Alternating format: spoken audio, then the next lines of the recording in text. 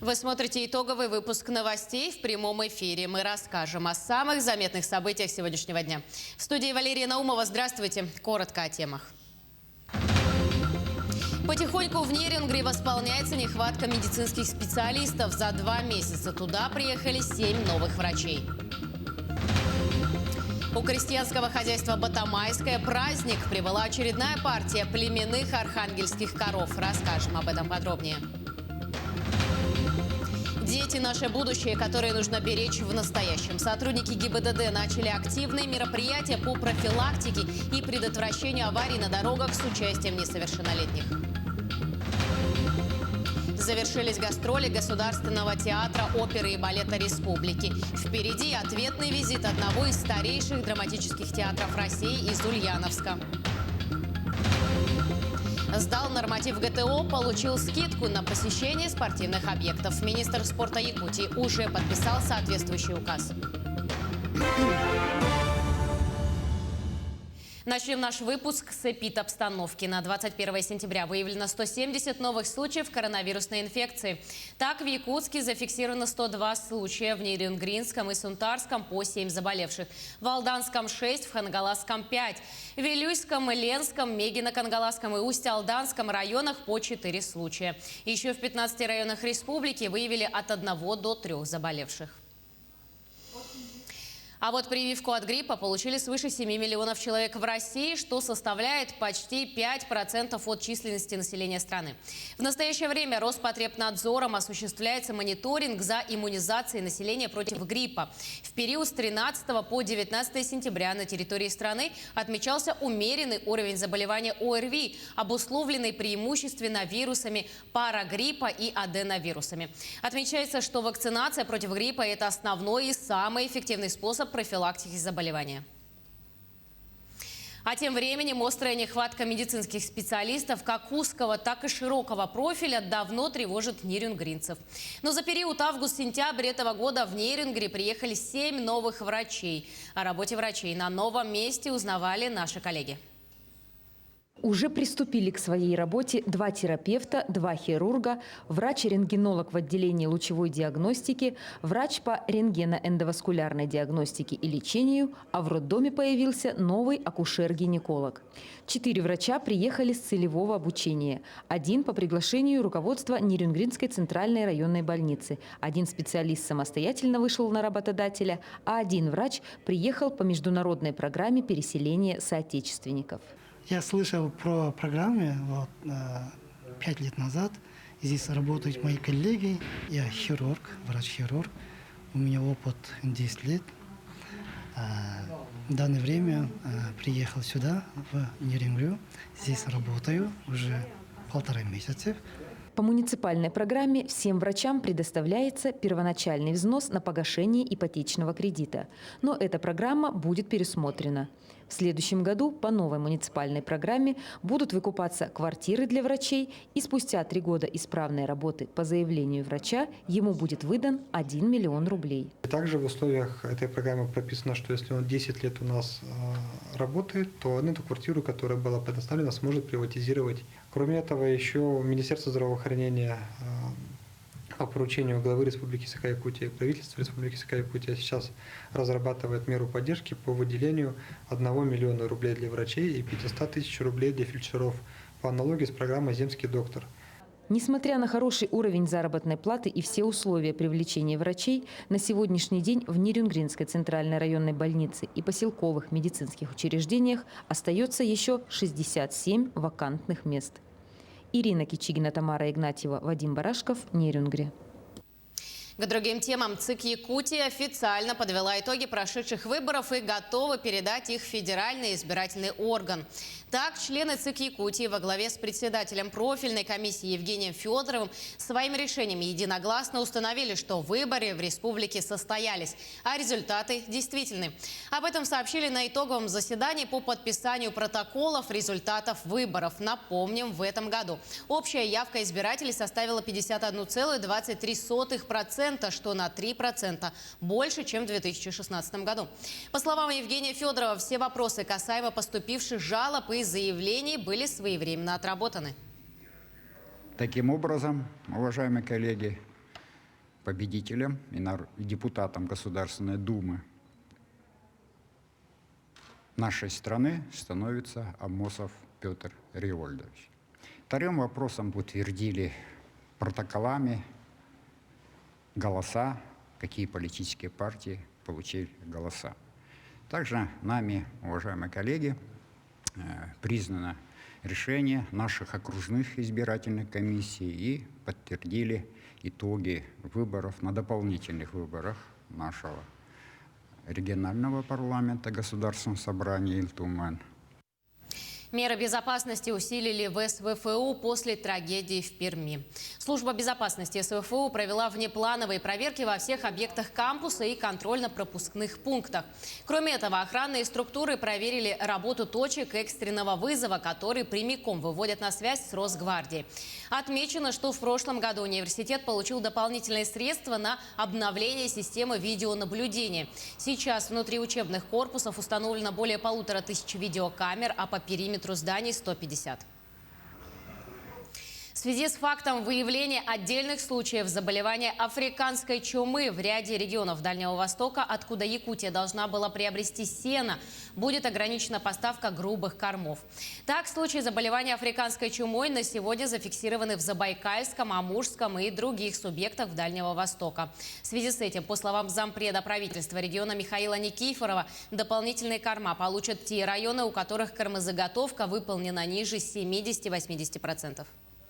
С учетом эпизодической ситуации в Амурской области, в Забайкальском крае, и в ряде субъектов Российской Федерации, что касается в основном по африканской чуме свиней, поэтому будем принимать решение об ограничении завоза грубых кормов в Республику Саха-Якутия.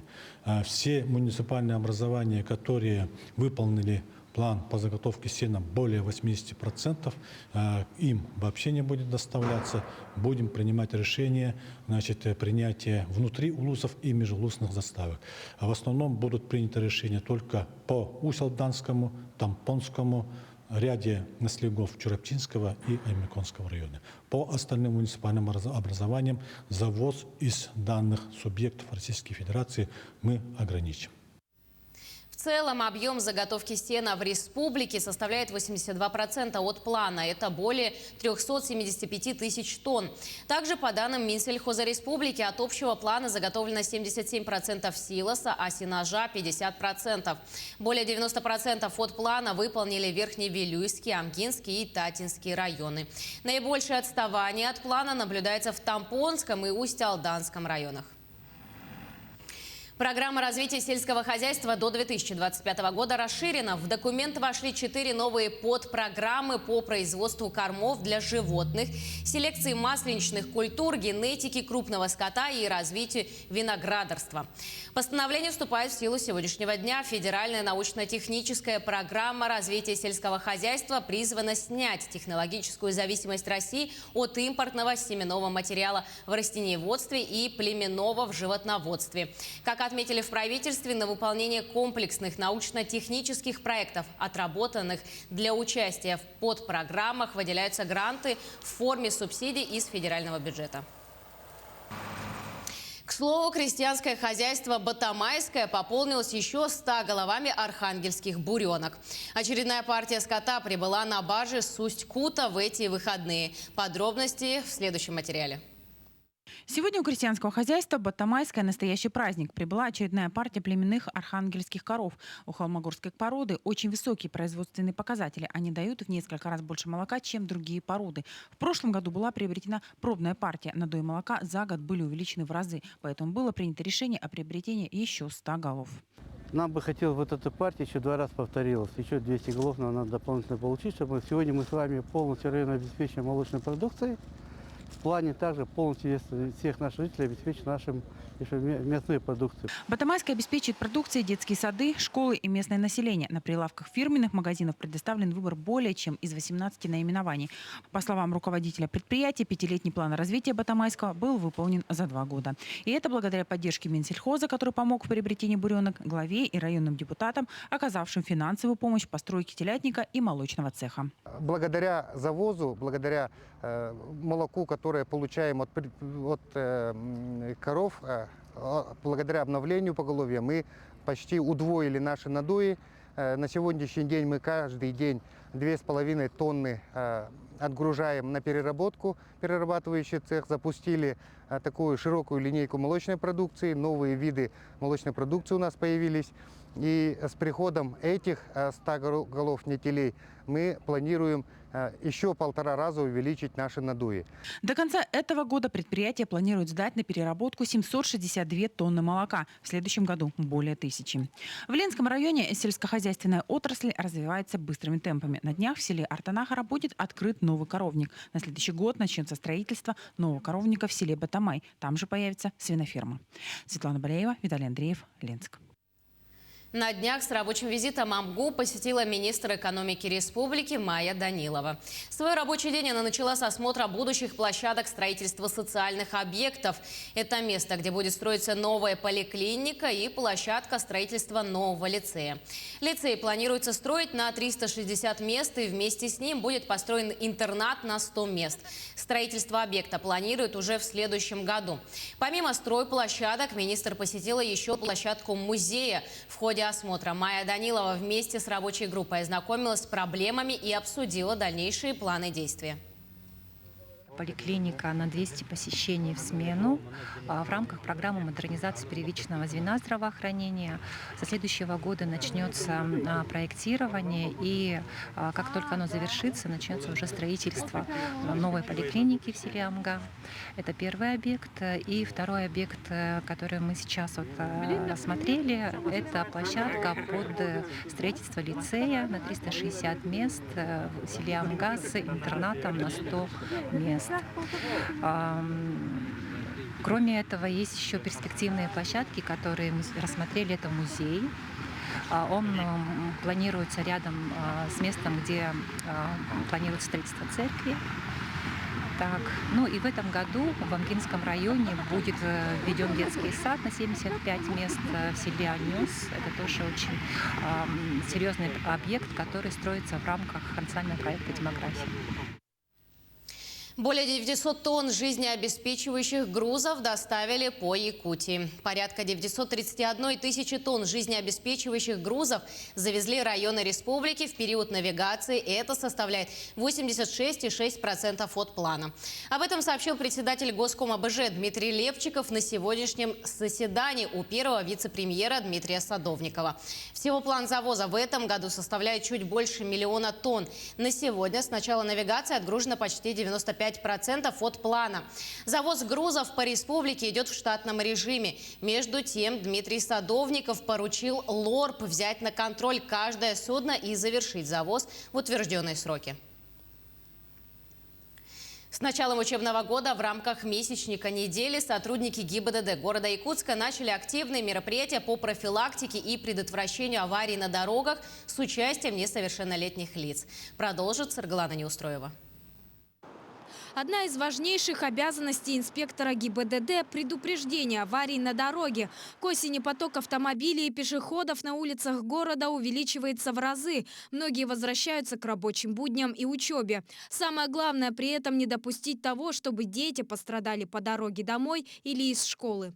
У нас работа с общеобразовательными организациями началась еще с августа месяца. Это значит, мы разработали совместный план со школами, да, и еще некоторые школы с нами до сих пор разрабатывают на весь учебный год. Плюс к этому у нас все инспекторы, закрепленные по своим школам, выступили 1 сентября на линейках в школах. Так, в рамках недели безопасности дорожного движения был разработан план мероприятий. Например, акция «Пешеходы на переходе», в рамках которой сотрудники ГИБДД проводили профилактические беседы с родителями и их детьми, а также раздавали листовки. Участие в проекте приняли и члены студенческого отряда правопорядка ДПС. На сегодняшний день у нас задействовано порядка 20 студентов университета для участия в рейдовых мероприятиях. И на сегодняшней акции тоже мы участвуем. Патрулировали перед школами, чтобы когда дети приходили, им объясняли, как переходить дорогу. помогали им. К сожалению, с начала года было зарегистрировано более 50 ДТП с участием детей. При этом не все из них были пешеходами. Часть ответственности за такие происшествия ложится на плечи родителей. В статистике есть пунктик «Вина детей». Но это, нам кажется, не вина детей, а вина все-таки родителей, которые с малолетства не обучали, не стали для них примером, личным примером, да. А на пешеходных переходах, когда водители совершают наезд на детей, конечно, виноваты в большей степени водители. Потому что если ребенок правильно переходит по пешеходному переходу на зеленый сигнал светофора, то это все-таки вина водителя. На посты рядом с образовательными учреждениями инспекторы заступают 3 раза в день – утром, днем и вечером. Дежурят и на пешеходных переходах вблизи образовательных учреждений. Однако это не обеспечит стопроцентную безопасность ребенка на дороге, поскольку это ответственность каждого взрослого. Саргалана Неустроева, Семен Семенов, Якутск. Якутия готовится к проведению основного этапа всероссийской переписи населения. В районной республике началась доставка планшетных компьютеров и экипировки для персонала. Напомним, что основной этап переписи населения пройдет с 15 октября по 14 ноября этого года. За этот период счетчикам предстоит обойти в республике 358 тысяч помещений. В Саха-Якутия стате продолжается набор переписчиков и контролеров. В целом по республике необходимо подобрать порядка 1600 переписчиков и 257 контролеров. Учитывая тот факт, что достаточно большое количество, задача не из легких. Поэтому хотелось бы обратиться к жителям республики, если есть желание поучаствовать в столь грандиозном проекте, просьба обращаться в отделы государственной статистики как города Якутска, так и отделы по республике, резюме, контакты оставлять. Будем рады всех видеть. Национальный парк Ленские столбы посетила экспедиция Байкал-Аляска. Маршрут делегации проходит по следам Амурской экспедиции 1854 года Байкал, Амур, Охотское море, Якутск, Иркутск. Отметим, что экспедиция впервые за 4 года похода движется по воде в это время. Обычно она завершалась до сентября, когда погода гораздо менее благосклонна к путешественникам. Более 25 тысяч сеянцев различных деревьев высадили на территории Якутии в текущем году благодаря всероссийской акции «Сохраним лес». Акция, которая проводится в Якутии уже 3-й год подряд, является одним из самых масштабных мероприятий по восстановлению лесов. В этом году Якутия стала первым регионом, принимающим у себя эту акцию. По 10 тысяч сеянцев высадили в Нерюнгринском районе, откуда стартовала акция в республике, и в Якутске. Также к акции присоединился Горный район. В конце августа там высадили 50 саженцев сосны обыкновенной и еще 300 в окрестностях села. Кроме того, были высажены саженцы и в Хангаласском, и в Ленском районе. На территории столицы республики планируется строительство круглогодичных школ. Для этого, в частности, предполагается реновация детских лагерей в окрестностях Якутска. Так, на месте детского лагеря имени Каландарашвили, Спутник, Бинго, Родничок рассматривается возможность возведения круглогодичных образовательных учреждений. Отмечается, что в учебное время это будет школа, а в летнее время – лагерь. Вот объектов в эксплуатацию планируется в 2024 году.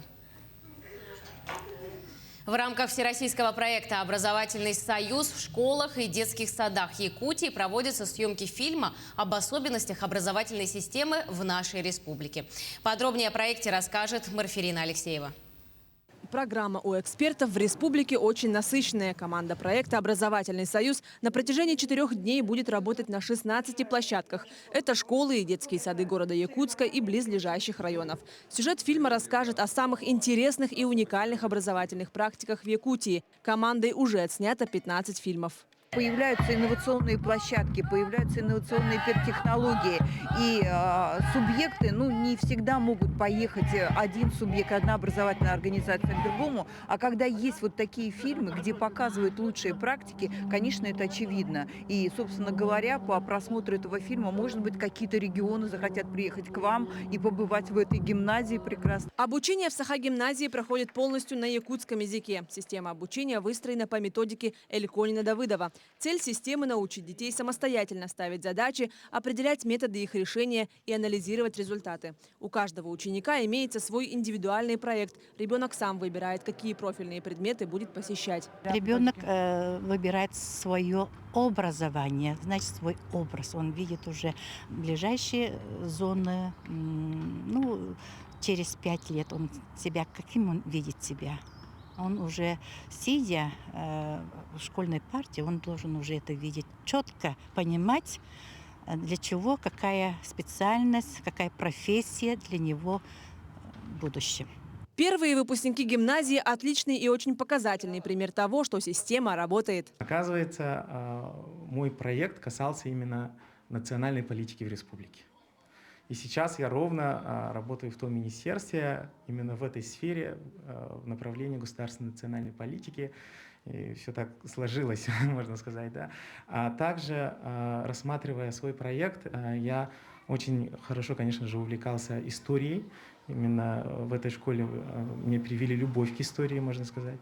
И благодаря этому я поступил в исторический факультет, закончил. И сейчас вот моя общественная работа в направлении волонтеров Победы, которые именно занимаются сохранением исторической памяти. А детский сад «Цветик-семицветик» является инновационной экспериментальной площадкой по апробации и внедрению методического комплекса вдохновения, автором которого является издательство «Национальное образование».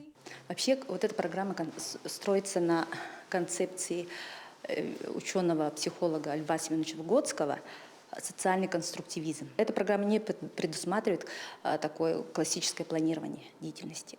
У них есть как бы темы, да, блоки такие по кварталам, по этим стоят, но как бы прям сегодня вот это мы должны делать, вот это мы должны делать, мы планируем вот такую-то деятельность, так, этого нет. Все должно исходить все-таки от инициативы детей, она должна отталкиваться. Также в рамках проекта «Образовательный союз» по всей стране проходит конкурс грантовых проектов «Сквозные образовательные траектории». По итогам будут выявлены и отобраны самые успешные практики. А победителям будет обеспечено комплексное сопровождение реализации их проектов. Общий грантовый фонд составляет 6 миллионов рублей.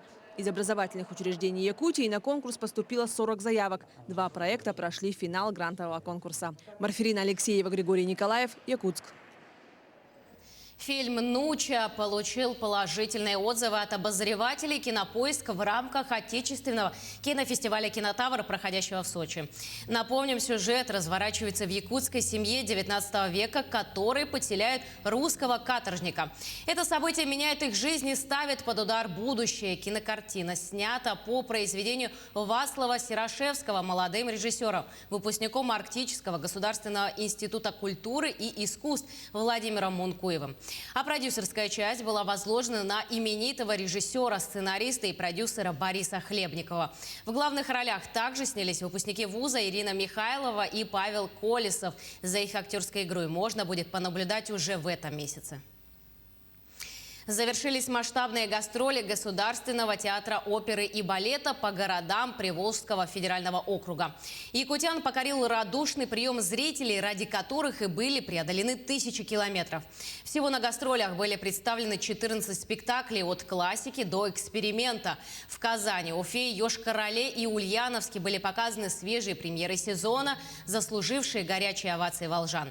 Теперь один из старейших драматических театров России из Ульяновска впервые прилетает в Якутию и с 23 по 26 сентября покажет на сцене Саха-опера-балет свои лучшие спектакли.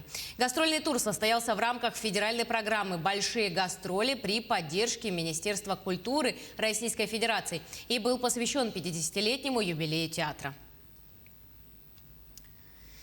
Православные верующие отмечают сегодня праздник Рождества Пресвятой Богородицы. Это большой христианский праздник, который входит в число 12 самых важных христианских праздников после Пасхи.